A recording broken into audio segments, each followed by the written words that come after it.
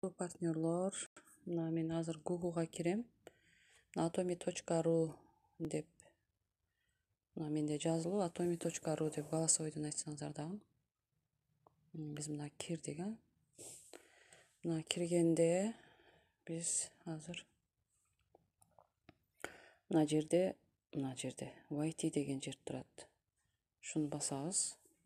Басканда мындай жер чыгат. Бул биздин официальный сайтыбыз, Мына жерде менин ID паролум турат. Мына ушунун астында мына жерде найти мой ID пароль деп турат. ID номерди да ушул жерден тапсаңыздар болот, парольду дагы. Ушул жерди басабыз. Басканда ушундай страница чыгат. Сиздер найти мой ID дегенди, сиздерде эми ID номер структурадан көрүнөт. Найти мой пароль дегенди басасыздар мына. Басып туруп, бул жерге мына көрдүңүздөрбү? Мына жерде ID номер, фамилия, имя, отчество, дата рождения, номер мобильного телефона, ошол катталган адамдын эмеси.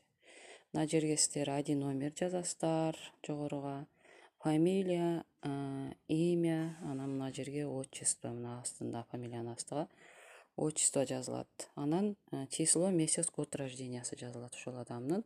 Телефон номерди мисалы биздин сайт международный сайт болгондуктан телефон номерди 996 менен териш керек өзү. Көбү Кыргызстандын 007 008 кылып терип коюшат да, 08 кылыпчы. Эгерде ошондой терилген болсо, ошондой терип туруп, анан акырында сиздер ошол